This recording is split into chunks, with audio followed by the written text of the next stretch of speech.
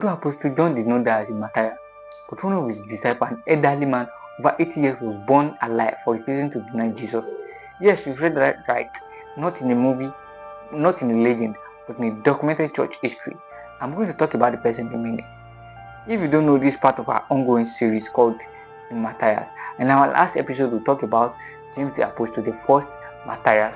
The man we are talking about today is Polycarp of Smyrna. This story takes us back to the early 2nd century to a man who personally lived from someone who walked with Jesus. Polycarp lived in a Roman city, in a city called Smyrna. Smyrna was a wealthy and important Roman city located in what is today modern-day Turkey. Smyrna was fiercely loyal to Rome, the center of emperor worship. That means Christians in Smyrna lived under constant pressure. Roman citizens were expected to say 3 words: Caesar is Lord, but Christians could only say Jesus is Lord.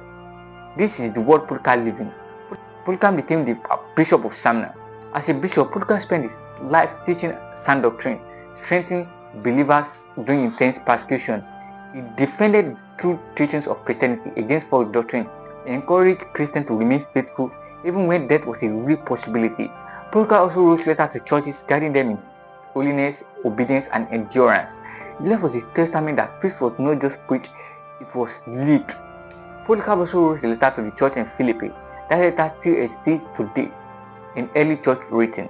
In that letter, he taught holiness, obedience, endurance, and faithfulness under suffering. This shows us something important. Polycarp did not just die for Christ, he lived for Christ first. During the wave of Roman persecution, eventually Roman officials demanded that Christians worship the emperor. Polycarp refused. Roman authorities came for him. He was brought before the Roman proconsul. What we know about this moment comes from an early Christian document called the Martyrdom of Polycarp. This was one of the earliest martyr records in Christian history. It was written close to the time of his death.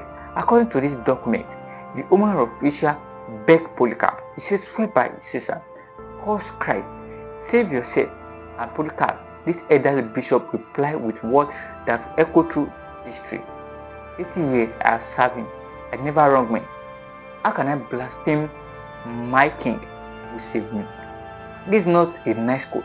This is one of the most famous documented martyr statements in church history. This was a man who knew Christ through apostolic teaching, and he would not deny him. According to Martyrdom of Polycarp, also church historian Eusebius also recorded that this event in this book, Church History. That means we have multiple early sources confirming Polycarp's martyrdom. He died a martyr, born and bought at stake. Then when the fire failed to consume his body, so he was pierced with a weapon. At that moment, Polycarp sealed his feet with his blood on his forehead. He said, "I bless you, Father, for judging me worthy of this hour, so that in the company of martyrs I may share the cup of Christ." Think about that. He did not cause rooms, he did not beg for mercy. He thanked God for counting him worthy to suffer for Christ. This is historical Christian faith. Here's something powerful. The church in Smyrna, mentioned in Revelation chapter 2, Jesus spoke to that church and said, "Do not fear what you're about to suffer. Be faithful unto them." Polycarp was bishop of that very church. That means Polycarp lived out a command that Jesus had spoken to his own congregation. He did not teach Revelation 2 verse 10 to fulfill it. Polycarp did not follow Christ because it was easy. He followed Christ because it was true. This is not a legend. This is history, written by eyewitness believer, recorded by early Christian history, sealed by blood.